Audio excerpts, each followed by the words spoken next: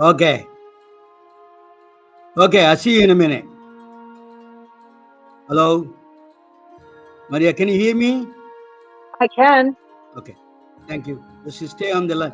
Don't touch any buttons. That's all good enough.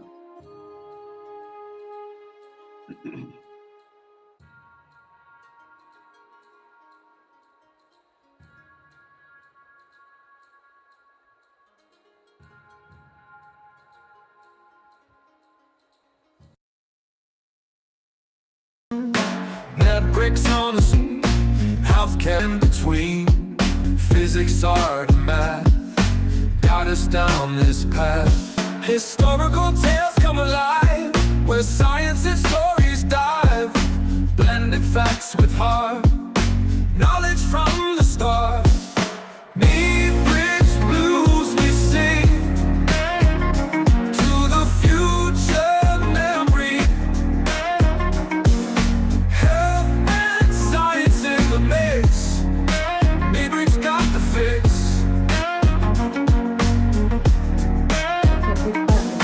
Complex subjects made clear. Every episode we cheer. Ramona leads the way, explaining day by day. In the world of digital streams, turning knowledge into dreams. Through the tales of old, new stories unfold.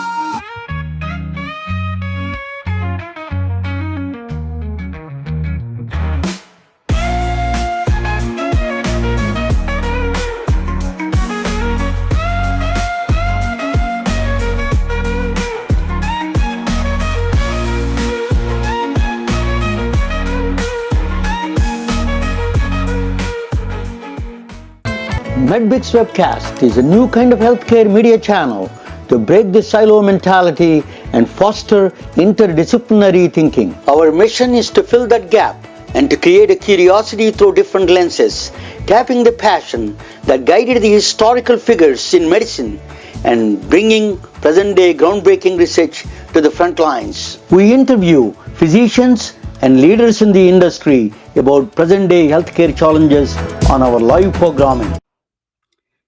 Hey, hello, welcome to the MedBix webcast. This is Ramana Annamraju. I'm the host.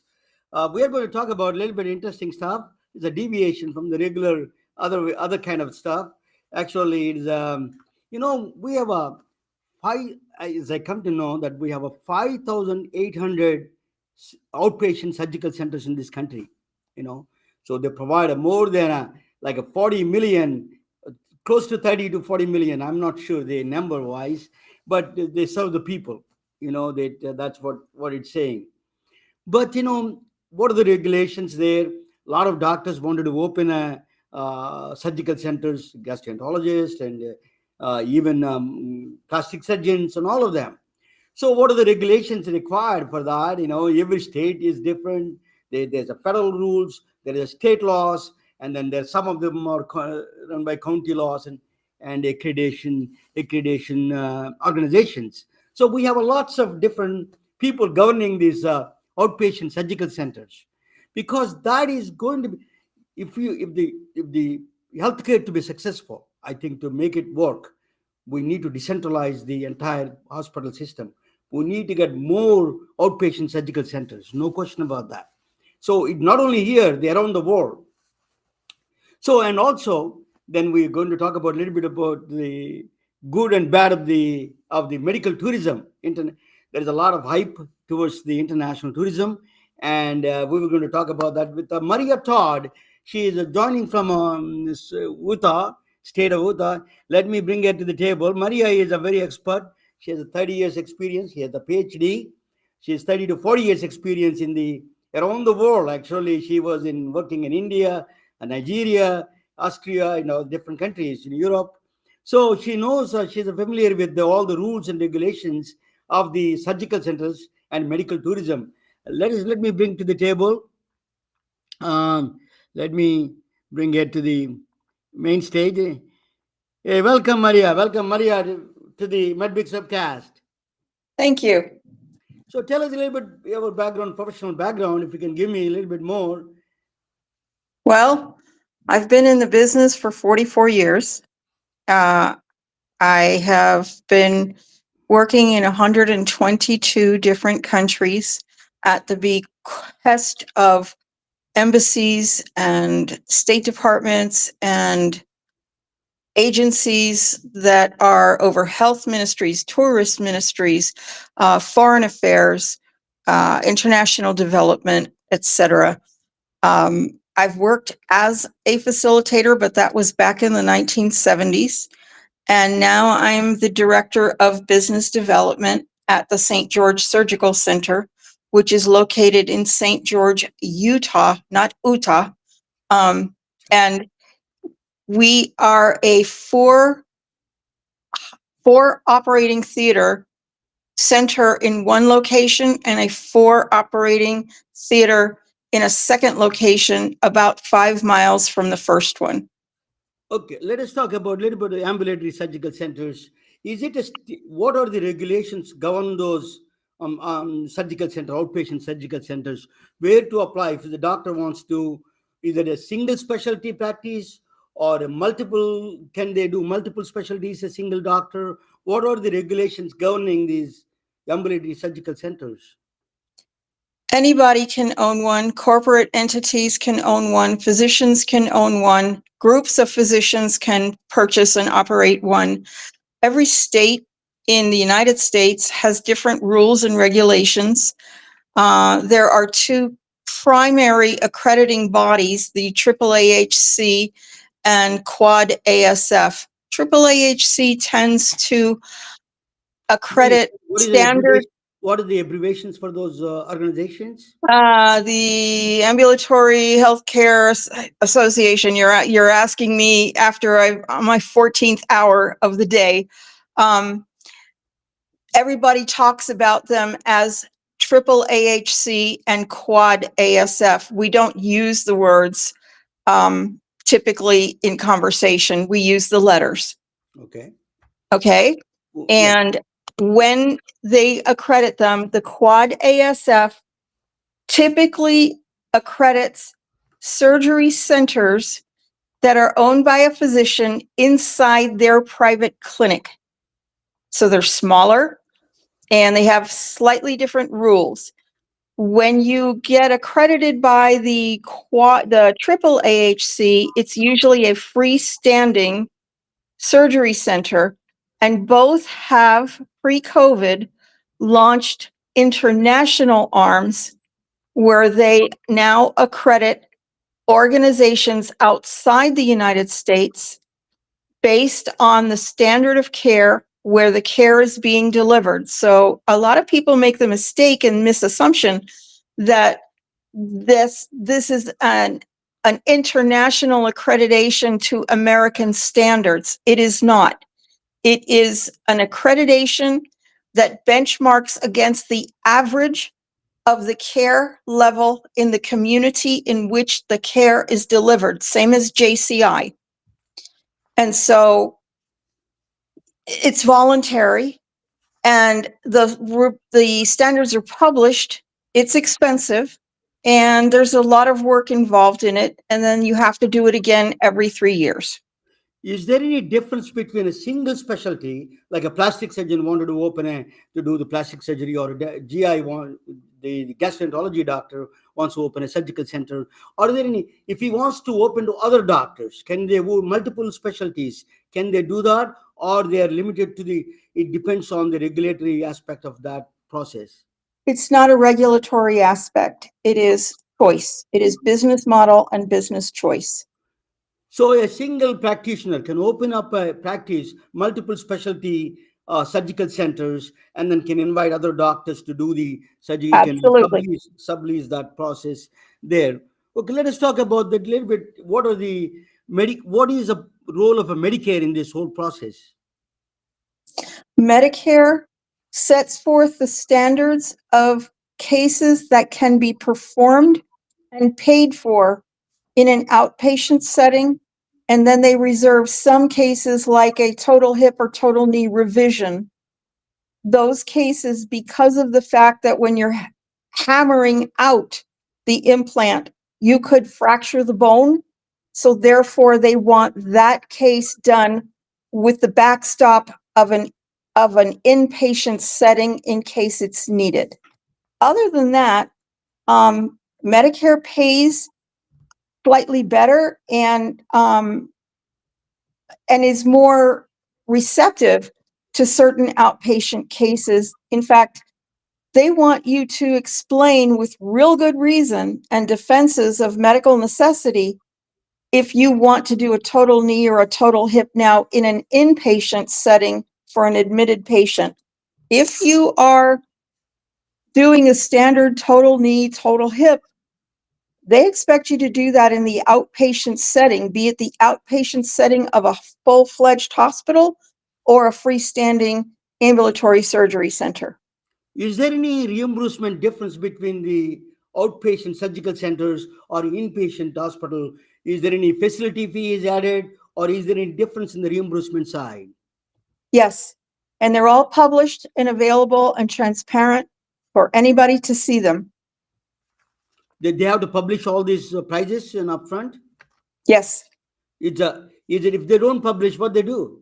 Is it something to do with accreditation or some kind of a fine by Medicare? No, it is a spreadsheet that goes column by column by column. And on the top, on the header line, it tells you, this is what we will pay you if you are a freestanding ambulatory surgery center. This is what we will pay you if you're an inpatient hospital. This is what we will pay you if you're an outpatient hospital setting. So there are three different versions of this reimbursement you're saying. Yes, tiers.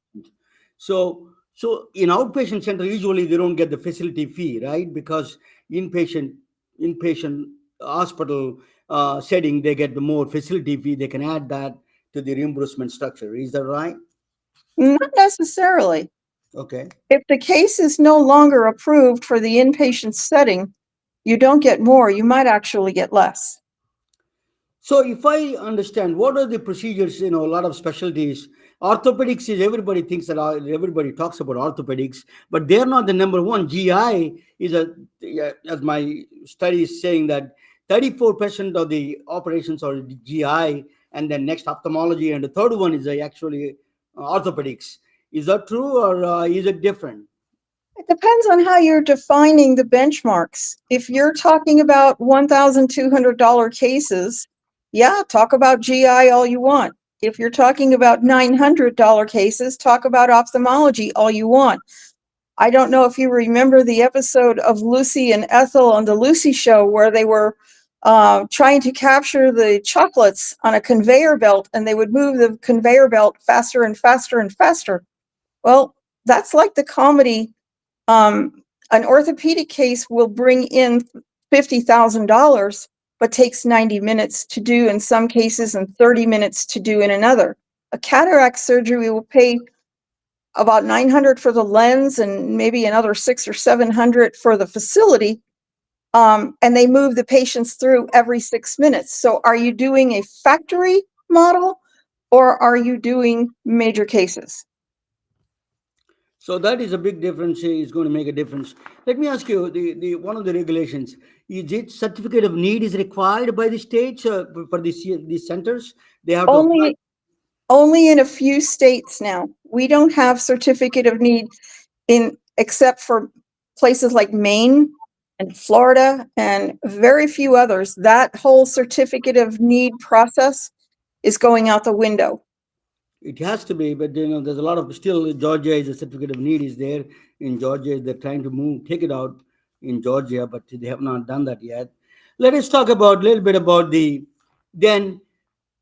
hip replacement. You see, what is the average cost of the hip replacement or hip surgery and then knee replacement? What is, just give me a cost in the domestic side, in average cost of that things in the orthopedic side at least.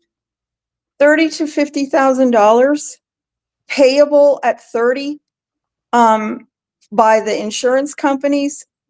We sell a cash pay total knee with robotics and a 30-year implant rated by the FDA for a 30-year service life. We charge $21,300, and we do the same for the hip, and the shoulder is slightly more and non-robotic. Is it the difference between the robotic surgeries and the regular, the traditional surgery, is any reimbursement difference is there, or the same thing, everything is same? No, the reimbursement is the same. It's cost neutral because of the fact that the robot is capital expenditure. Okay.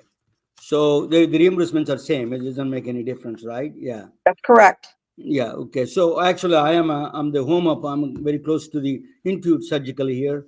Da Vinci robotic company is close by here.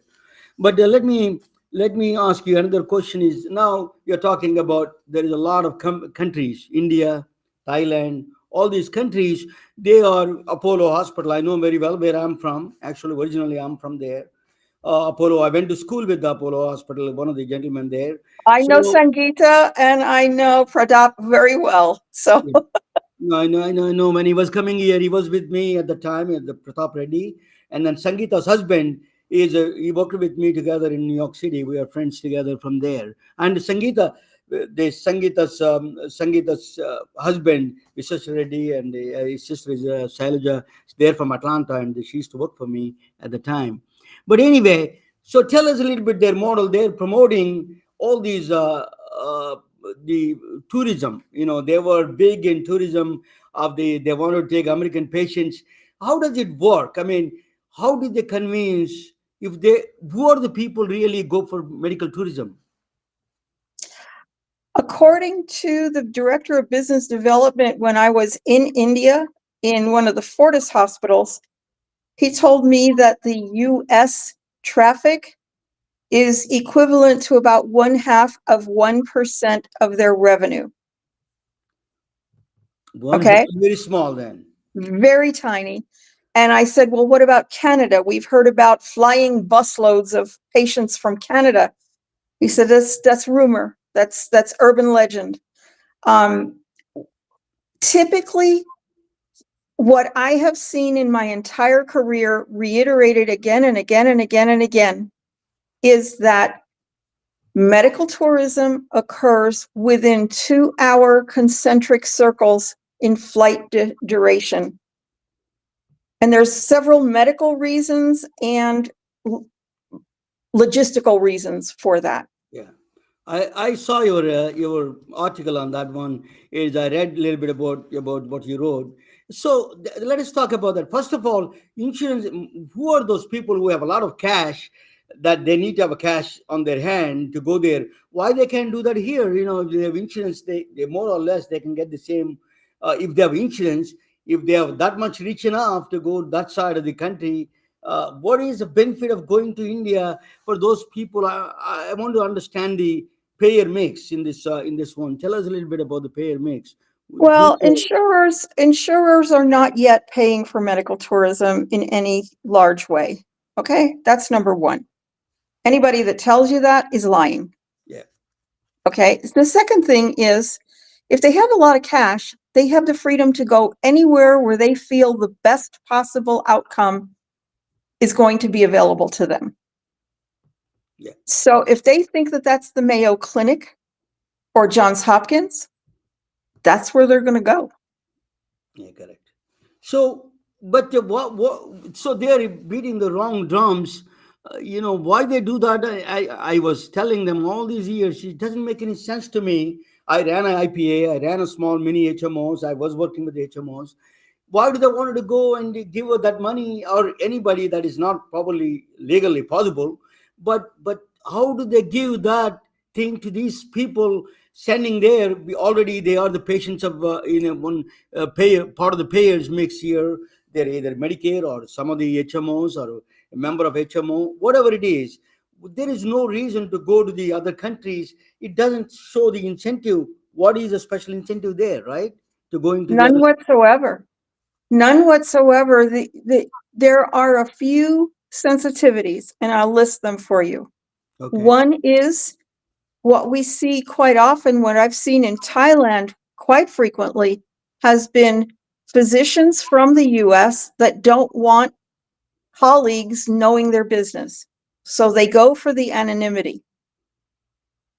The second would be that they go because the procedure that they want, think about IVF right now with all the deliberation about Roe v. Wade. If they want IVF or they want something else in that line, they might leave the country in order to protect their privacy. They can also go for cosmetic surgeries, right? South Korea is a big in the cosmetic surgeries. People go there quite a bit. Actually, I know a lot of people went there But, to get but who's going to Korea? Who's going to Korea are the Japanese, the Chinese, and other people within those 2-hour concentric flight circles. The critical mass is not from the US. It is not from the Caribbean. It is not from Europe. The critical mass is neighbor countries in Asia. correct. That's a lot of people told me that in India, most of the tourists come from Africa. Actually, those surrounding countries and to our concentric circle, you say that maybe quite a bit. But let me ask you before that, if I somebody wants a open heart surgery or something, they decided to go and get it done in India. Do they have a statistics about the mortality rate, sepsis rate? Do they provide all those things available to the outside to the people in this country? They don't have, right? And the patients don't know to ask. That's number one. Yeah.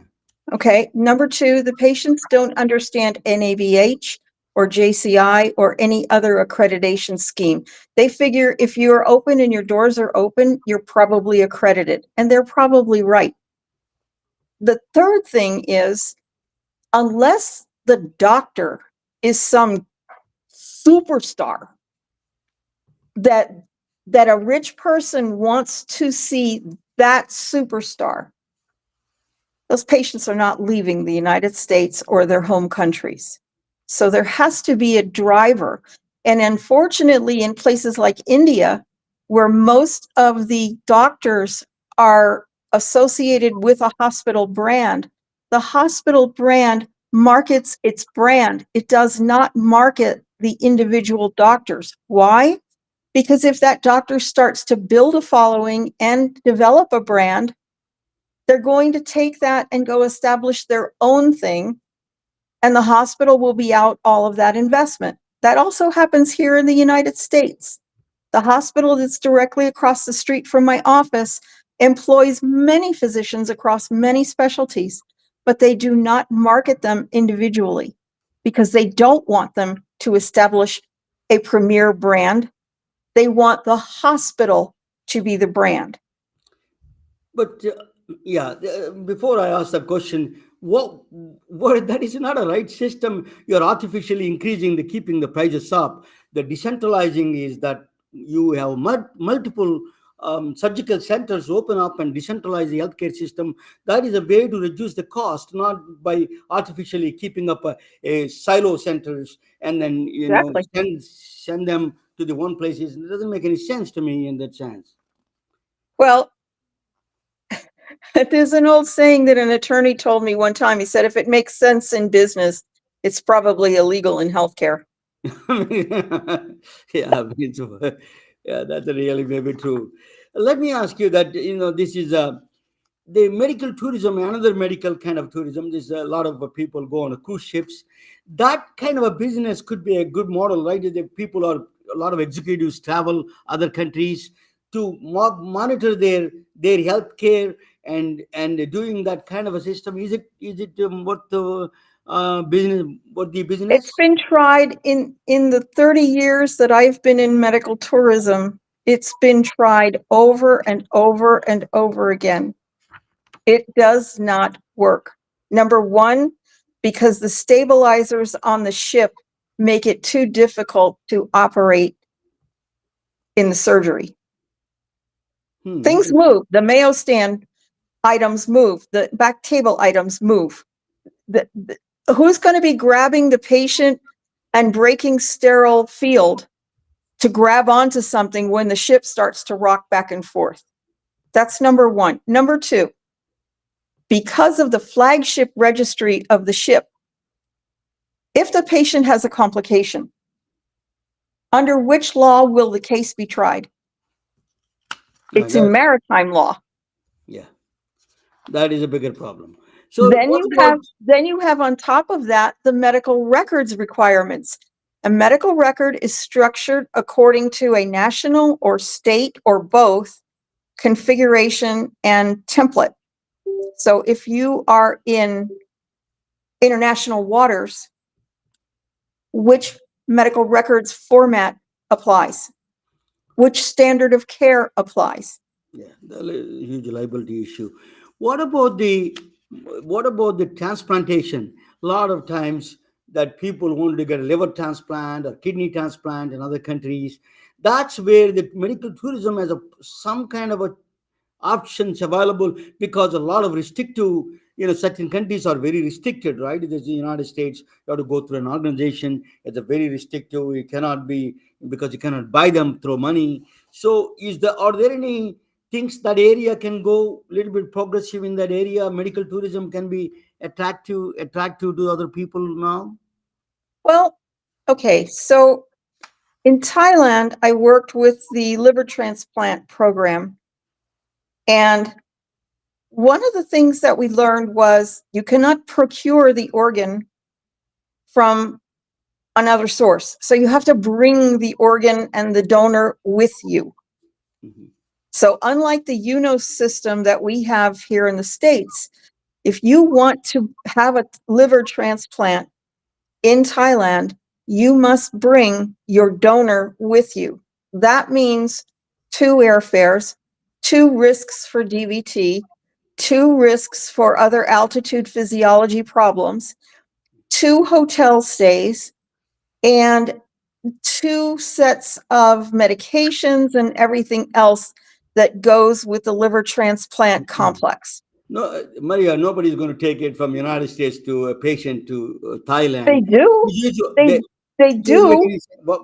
I don't know. It make the so unless that system is restricting them. But most of the times in Pakistan and other countries, they sell these third party, some kind of a illegal way. They sell these organs. There's a middleman. They sell these organs. They do that. That's why they go there to get the transplantation in other countries. Even sometimes it's a very gray law. There's not a clear distinction there. In India, there's a 1.5 billion people there. They want to get the organ from there. It doesn't make any sense a whole lot. I mean, unless it's says that you can do it here, that's a different issue. But most of the time, the opportunity is they want to get the organ from the local people. That is the reason that may Then be. in the Muslim countries, they also have to make sure that the donor was Muslim. Yeah. Oh, really? So, I didn't know that. yes, Yeah. Okay. yes, the organ has to be halal too, not just the. Okay. It's interesting. Yeah. Okay. I'm not a Muslim, but I don't know all those rules. But I came from Hyderabad. Hyderabad is a 50% of the Muslims there. I don't know much about it, but so if the recipient is not a Muslim, they cannot get if the recipient is not a Muslim, they cannot get the Muslim donor. No, vice versa. If Right. the recipient is looking for a donor, then the donor must be also Muslim. Hmm. Okay, so this is a very strange kind of rule, but I don't think India has that rule. But let me ask you a question. Now let us move on to the surgical centers. We know that surgical centers now. Why the doctor? We tried. One of the physician friends of mine here tried to open a hospital, and then did not work out. There's the Obama administration or some other administrations came out, and they were against the doctors owning the hospitals. Tell us a little bit. Is there anything going on in that direction? Is that doctors can own hospitals now, or it still is a big challenge? Years ago, there was an attempt to quash development of ambulatory surgery centers. Sorry, I have hiccups. And they removed that after a while because it was bad for competition. It inhibited the competition. But for a while, there were many, many, many new licenses of physician-owned surgery centers. And they had a little discrepancy that they had to sort out about kickbacks if you own the surgery center and you refer to that same surgery center that you own, was that a kickback? And did it violate the anti-kickback statute or the Stark bill? They've since sorted all that out, and that's not a big issue as it was 15, 20 years ago. Let us hold on that one. So you're saying that to me, if somebody wants a doctor wants a multi-specialty clinic, and then he brings the other doctor, GI doctor, and do the surgeries there, he can bill and he can sublease the space. Can they open it together, all the doctors together, open a corporation and bill together? Yes. It is not a violation so it's not a Stark law violation there, even supposing use. Nope. Because the surgery center is going to bill for the capital expenditure and the facility and the staff. The surgeon is going to bill for the surgery. Anesthesia is going to bill for anesthesia. And the owner of the facility, if it is 1 doctor, 10 doctors, 50 doctors, they are going to bill for the implants, the hardware, the drugs, etc. All the consumables. How long it takes to get all these accreditations and Medicare approval and all those things? In general, it's a single specialty practice, GI practice wants to open a endoscopy center, endoscopy surgical thing. How long matters. There is no difference. The paperwork is the same, whether it's a single specialty or multi-specialty. And it takes about 3 years from architectural plans to commissioning, opening the doors. That's a long time. So even if we want to open a small one in the next to his office, right next to his office, 1 room surgical center, it does a single specialty, that is the same amount of time? It can be. It depends on how quick they are with the paperwork. It also depends on how much the market wants to contract with them. Okay. Now let us talk about the payer mix. I saw very interesting. I was talking about that actually in one of my episodes before about the benefit managers. I used to live in the city of Atlanta, and then I went to the benefit manager and was trying to convince her, the commissioner of the benefits, by putting the not surgical center, but at least a primary care center in their offices in the city hall.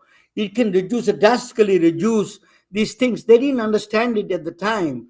So I saw your attempt also, you're pitching to the benefit managers. Tell us a little bit about that. That's really payers have. This is the problem is not a benefit managers, their bosses, their mayors, their CEOs really need to step in because they don't understand it. That's one of the things. Tell us a little bit about the benefit managers and the payers. How can they reduce the cost of their employees' healthcare costs? Well, it's a complicated system, and employers that have greater than 300 employees and dependents typically decide to be self-funded under ERISA regulations, not insured. They lease the network of a bigger insurer, but they self-fund the claims. So now, if I have an employee work site, one work site with 700 employees working in 3 shifts, plus their family member dependents, it makes sense for me to set up a primary care clinic, Yes, own it, operate it, insure it, and hire the practitioners. yeah, agreed. No more. Yeah, absolutely. But Now, many employers are not educated enough, and the brokers are not educated enough to explain the beneficence of some project like this. that is a bigger challenge, absolutely, because now there are a lot of direct specialty care, direct primary care sort of popping up everywhere. Now they're trying to come back to concierge medicine. That's probably that organizations, they need to, even the doctors don't understand what the benefit managers do. that is another challenge itself. They don't know how to go to the city hall and ask for it and then say you can reduce the cost of this whole thing. They can drastically reduce the cost, right? You're saying sometimes 30 to 80% of the cost can be reduced in the I saw in your is that right, that you can reduce Yeah. that much cost? For example, if a mother takes a child to the emergency room, you can expect that the bill generated is going to be in the vicinity of $1,600 to $2,500 for that ER visit. Yeah. If they were to be able to go to the local worksite clinic Yeah. operating 24/7, 365, they could probably achieve the same identical outcome for less than $600. Yeah. No question. This is one thing. The politicians are not educated enough. I think that's they need to be really need education. Mayors need once they catch that they can save money, they will do it. But they don't know. Nobody is educating them, and they don't understand healthcare. That they get nervous about it. So I give it to HMO, and then I give sublease the whole network to the somebody. That is a bigger challenge, no question. But in one area, I think I was suggesting to a lot of these direct primary care and direct specialty care doctors, go to the small cities, small towns, go and convince the managers, hey, you can do they have small town means they have a minimum 300 employees. This usually employees is usually 1,000 people. They, that is one thing. Let me ask you a question. How many cities and governments have a risk retention groups, which is self-insured groups? Coca-Cola has a self-insured group. Most of the big companies have self-insured, right? They're self-insured networks, right? There's a little discrepancy there. You have to be more accurate in the choice of the words. They are not self-insured. They are self-funded. If you follow self-funding, they are using either a trust fund, a 501c9 trust fund, or the assets of the corporation under the ERISA law, which is Section 29 of the U.S. Code, and it is governed by the IRS and the Department of Labor. If you say self-insured, you are talking about state insurance regulations, and that is not self-funded. The majority of the Fortune 1000 companies are self-funded, Oh, not self-insured. The majority of the cities and municipalities and those other public organizations are self-insured. tell me again the difference between the self-insured and self-funded. They are governed by state. Self-insured is governed by the state, or self-funded is governed by the state. Self-insured is governed by the state. Self-funded is governed by the Section 29 of the U.S. Code and Okay. the Department of Labor and the IRS. So if I have a denied claim and I wish to appeal and say that the employer did not respect the needs of the patient, I don't appeal to the Department of Insurance. If they are self-funded, I actually send my appeal to the Internal Revenue Service. Why? Mm-hmm. Because Interesting. they are taking the expense for the care above the line. And if they are able to get that deduction, then the IRS regulates that expenditure. But some of these, you call it self-funded, maybe they do reinsurance by Lloyd's of London. We did that for one of the things. We can do the reinsurance for that, right? Some people go there and get the reinsurance. All the other But that's specific to excess loss. you're correct. Yeah. So what about the retention groups? Bunch of doctors get together, risk retention. Can you tell us a little bit about the risk retention groups? Well, a lot of risk retention groups actually come together as an IPA or an MSO, Yes. or a PHO even, and they purchase offshore or other captive insurance. So they are not only minding the store as far as utilization and quality, they are also owning the captive. So they own the premiums. If they don't spend it, they get some of it back if that's what's written into the bylaws. Now let us talk about a little bit about the concierge medicine. What is the trend in this country right now about the concierge medicine? A lot of people are getting tired of corporate medicine and they're trying to move into the primary care, particularly direct primary care. They're trying to be concierge medicine. How successful the concierge medicine is still is in the infancy stage, or is it how do they market? Where they market their is it health savings plans are good targets for them? Tell us a little bit about that concierge plan. Concierge. Concierge medicine is ideal for the person who is tired of the 3-minute McDonald's drive-through visit from McClinic. Okay. They don't want to have primary care like a factory anymore. They want the doctor to have time to listen to them and answer their questions. And so what we have right now is a problem that is actually increasing due to concierge medicine. And here's how I explain that. When you have a concierge medical practice and you market it and you say, I'm going to charge you $2,000, $5,000 for the year, plus I'm going to bill you for each visit.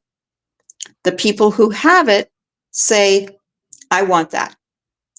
The people who don't have it are dumped to the curb. That's number one. Number two, the Medicare regulations do not allow you to sell under a membership plan that which Medicare already pays for as a Medicare benefit. So that means all of the seniors are jettisoned out of that doctor's previously existing practice. So what happens at that point is now we have a doctor saying, instead of 10,000 patients, I am going to take 300. The rest find their own way. The problem is we have no landing spot for the people who were disenfranchised. Can you do So both? Is it possible you can do both? You can have 300 the private patients and then Medicare patients separately. You cannot do that. Not anymore.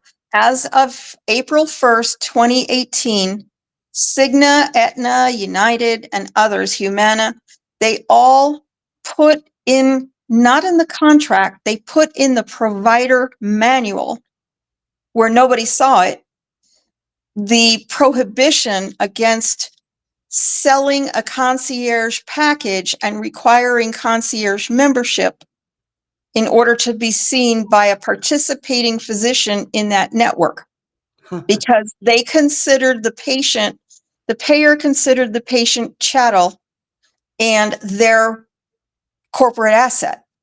And so they said, we brought them to you.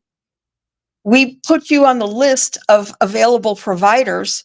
You cannot now charge them a $2,000 fee or any amount, 600, 300, does not matter. You may not operate a concierge practice and charge a membership fee to the patients who have Cigna, Aetna, United, et cetera. And that happened April 1st of 2018. Hmm. So Uh, there that were is doctors okay. who were running a hybrid, but That not is anymore. such a invasion of privacy in my view is unfair, because to the patient, I want to keep my insurance, but that I want to have a special access to the doctors, that is not possible, you're saying. So they're restricting the kind of rationing health in that sense. What the corporate payers are doing is saying, this is my corporate asset. Yeah. Yeah, well, that's very hidden fact, right? They just human beings are their corporate asset. Yeah. That once they know about it, then let them vote for that kind of a voting. Elections has to decide on that one. Are you an asset for the corporation, or are you a independent thinker, and you need a special. It's really. What about health? Let us talk about that. Practical thing. Health savings account. how can they tap, these doctors can tap health savings accounts?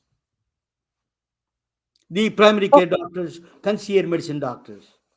They would have to sell a product that is permitted to be paid for by the HSA or the HRA under IRC 213D, which is publication 509 of the IRS.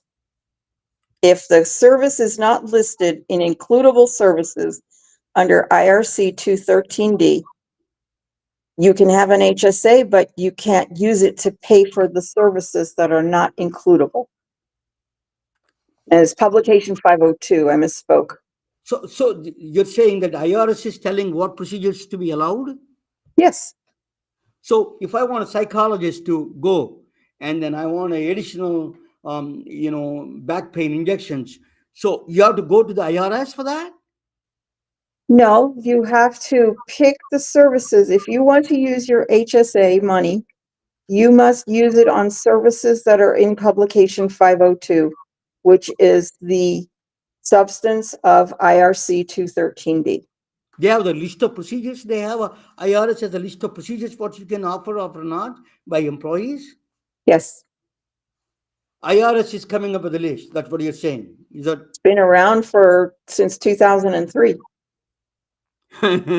so? It doesn't make any well. IRS is not experts in medicine. They are coming up with the procedures. It just my understanding was that employees have a freedom to spend that money any medical licensed medical professional they want to choose. They can. Nope, not if it's not for the purpose listed under IRC 213D in publication 502.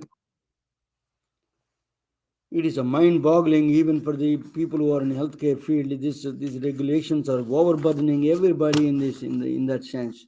But anyway, so the surgical center. The good news is in the whole overall thing you're saying that to me is that the surgical centers have a great options now. I think doctors should open a more surgical centers. They can get approvals much easier, even though it takes 3 years sometimes. But that is a way to go in the future. Do you agree with that one? That is the future of the healthcare delivery system.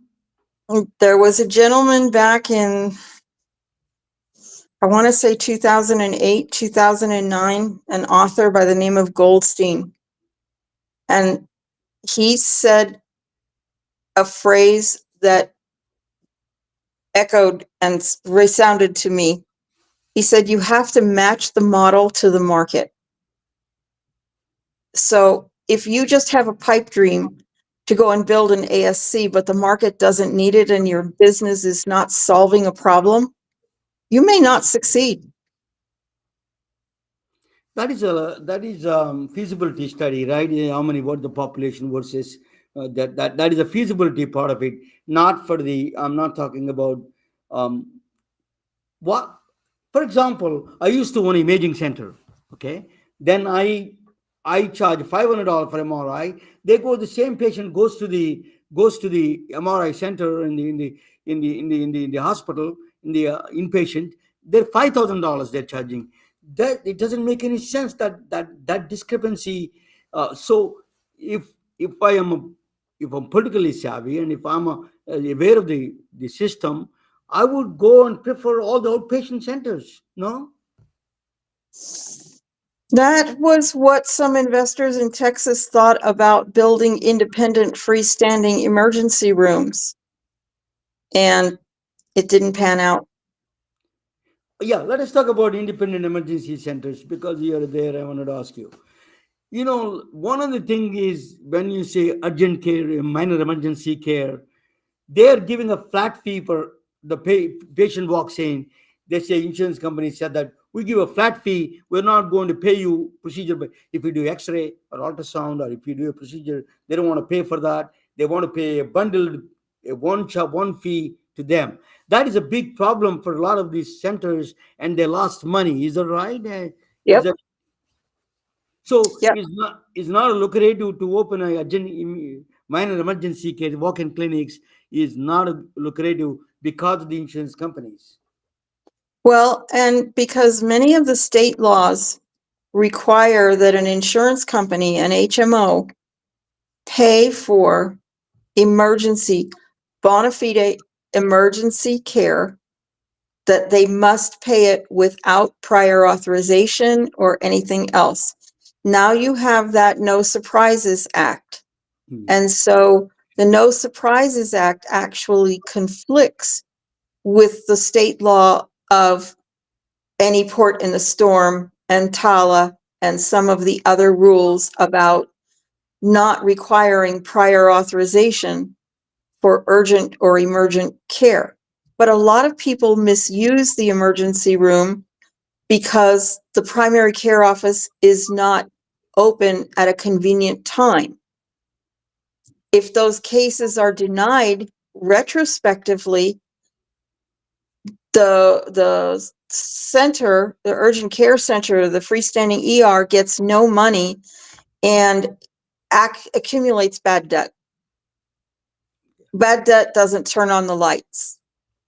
Before I leave, I want to ask you, the countries like India, Thailand, and all these countries, medical tourism, what are their options now to they when they fell on in their face about the medical tourism promotions? I know one company opened in Silicon Valley. I told her that's not going to work out, but they were arrogant and then they failed. It's just a so what is their chances of successful in this area in the India and the Thailand or Japan, Korea, and all these countries?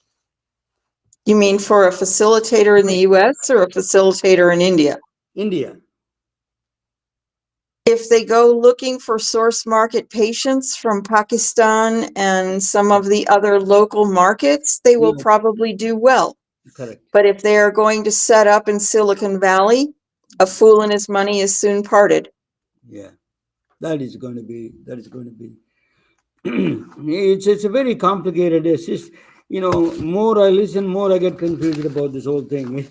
This is a this is a system we have. We need a simple system. I think, Maria, I've been in the medical field. I used to own imaging center, and I did a lot of mobile diagnostics. It is really challenging every time.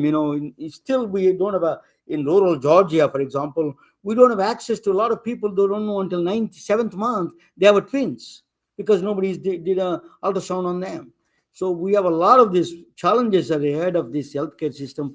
Really, quality of healthcare system, is the American paradox, right? You're spending more money and the less access to the less care. We have to solve. I think eventually the solutions may come from outside of the healthcare system, not from the healthcare itself, because they're adding more rules and regulations. It doesn't make any sense to me. So anyway, what is your final thoughts about the American healthcare system? What do you suggest to make it improve this healthcare system? The American healthcare system is going to reward the innovators who can color within the regulatory lines and still build a product that the market needs. Every market is different. Utah is different from Georgia. It's different from New York. You have to open a business or create and launch and operate a business model that resonates with the target consumer, the target persona. If you don't know who that target persona is, what they want to buy, how they want to buy it, you're done. Besides target persona, in my view, all the systems will fall into the system if there is a demand and supply is actually the laws can be changed. The people adopt the laws and laws can be changed because as long as the innovation. For example, I give you an example of Uber. Uber, a lot of times the cities have a lot of taxi. For example, New York, a taxi medallion, $1 million they were charging. All Mhm. of a sudden Uber came in and changed the entire ball game of the whole system. So eventually that kind of system will replace our overburdened healthcare system, regulatory healthcare system in this country. In my view, innovation is the key. I agree with you. Thank you so much for joining with us. It is an absolute honor and a lot of information for us. Thank you so much. How do they reach you if they want to reach you? And if they wanted to ask your consulting work, mariatodd.com, right? mariatodd.com, and I have a toll-free number that is 800-727-4160. Can you repeat that again, please? 800-727-4160. That's been my number for more than 20 years. So you do consulting, provide consulting services around the world, and right now you are doing the local, your state ambulatory surgical centers. You are working with them right now, right? Tried to retire. It was the first time I ever failed at anything. Okay.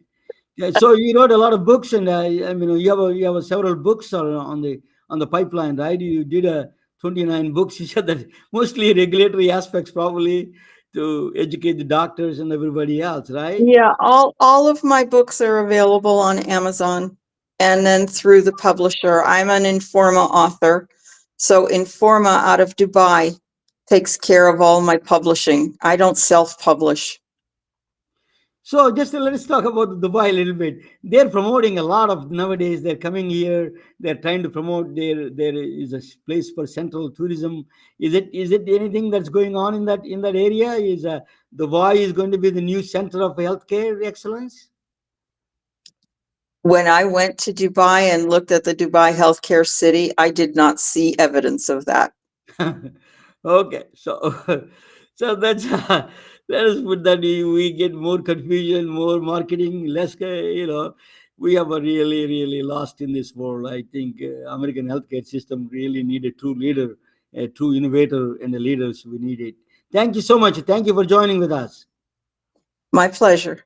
Thank you all. Thank you all. Good night, guys, and good night, all of you. Telling their stories through our patented designs that can be worn on scrubs, t-shirts, printed on conference bags, and endless other promotional materials. Daily Wear for Medicine is the first ever of its kind to create curiosity in medicine through visual art. We at MedBricks are celebrating unsung heroes of the past who made enormous contributions to the field of medicine through our unique campaign called Daily Wear for Medicine. You can wear it, carry it, and give it.